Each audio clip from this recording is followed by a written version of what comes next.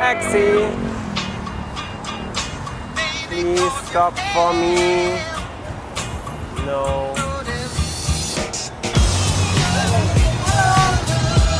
Hello. Oh. Oh, we might be lucky.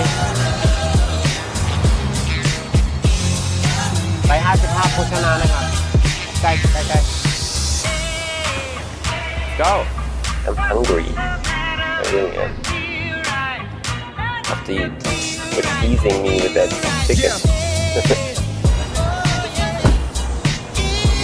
Right.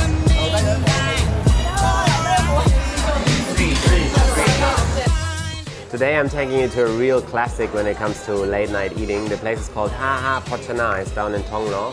55, the Thai number 5 is pronounced Ha, so if you ever wondered why your Thai friends are texting you 555, it's because it's pronounced Ha. Now you know. This is a real classic for a good reason. Like Thai people, when you ask local Thais, everyone would know this place as a late night eat. They're open until 4 a.m. and they have some signature dishes that are really worth ordering, and you might crave them for lunch even. But they're open until 4, so it's a good place to go after a night out or after work in my case.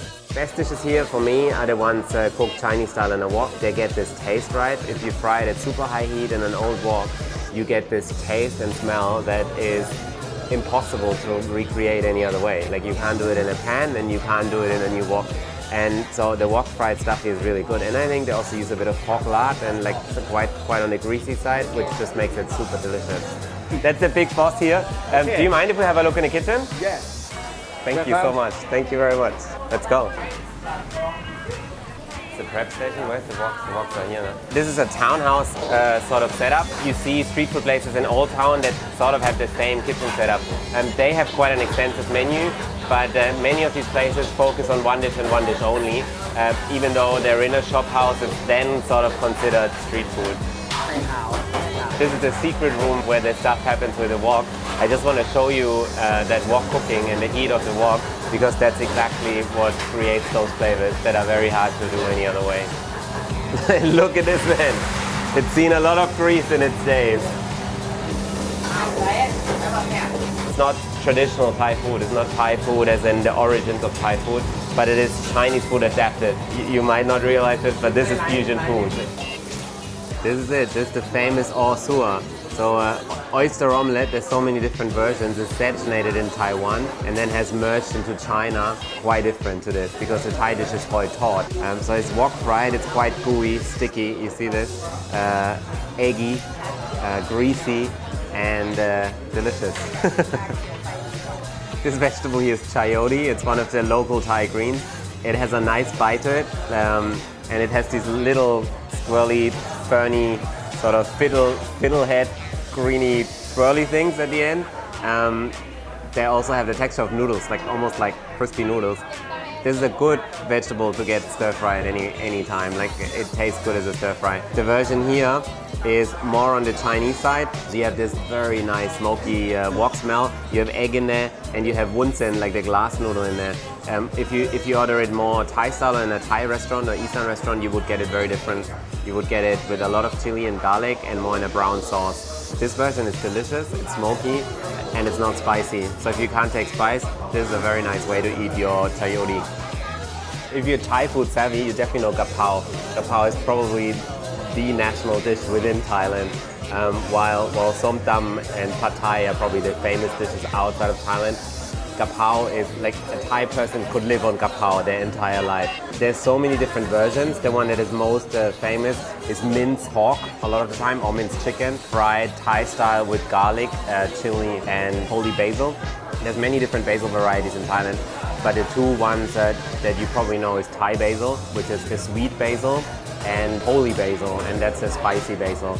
Gap pao actually only means fried with this basil. So any dish that contains heavy amounts of this basil is a gap pao, or is a version of gap pao. This is also a gap pao. What they're doing here is that they're frying a duck in duck fat in a wok almost to death, like super crispy on the outside, like very, very crunchy. And then that duck is smothered completely in chili, onion, garlic sauce, like a really thick, sticky sauce, a little bit sugary and sweet, and that covers the entire duck. And then a bunch of fried gapao leaf of the holy basil leaves is just dropped on top. So you get a lot of sweetness and it matches perfectly with the duck. Just imagine Christmas duck, nice crispy pieces of the duck that are crispy on the outside and still have a little bit of moisture inside. That in like a sweet sauce, right? Like that makes perfect sense.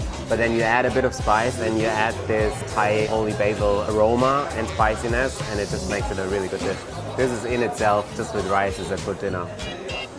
Or lunch, or breakfast actually, for that matter.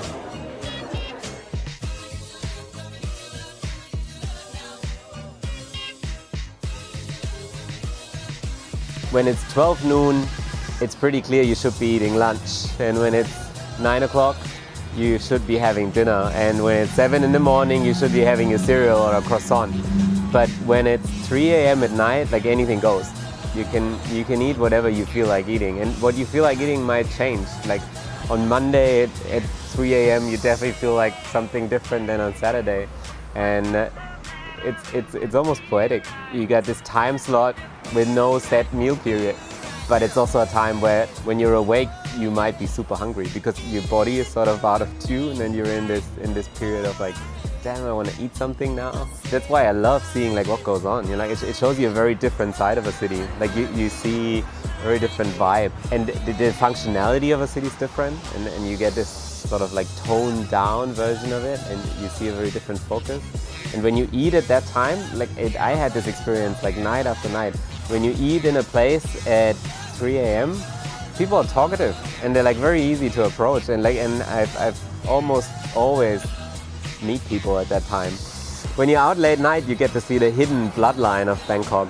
You get to understand how the city operates and how it runs and works. If you sit in front of a place, you get to see so many things that are usually sort of kept from a guest and only known to the guys operating the place.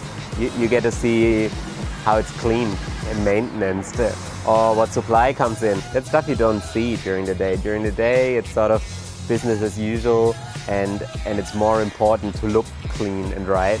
Whereas at night, it's important to be ready for the next day. You get a much deeper understanding of how something like that operates. Like I love to sit there and go like, oh, that's what you guys are buying, you know? All right, I thought you make that. And you don't get that if you don't just sit there and observe. There's solid evidence that where you eat something sort of changes your perception of how authentic it is. Like there's really good studies that show that when you eat pizza in Italy, it just tastes more Italian. I often wonder like how important it is that you eat something at night, and how like eating it at those odd hours with the experience of sort of walking through a half-empty city, how that changes the perception of what you're eating. And if it makes stuff taste better, and if different food tastes better at night than it would during the day. I'm Chef Daniel Bucher, and this is Late Night Eatery in Bangkok. Tell you one thing, I got this freaking piece of something stuck in my teeth from what I just ate. And I can't get it out, and no one here has a toothpick. If you pick the stuff you eat by what gets stuck in your teeth and what doesn't, then all you'll be eating is soup.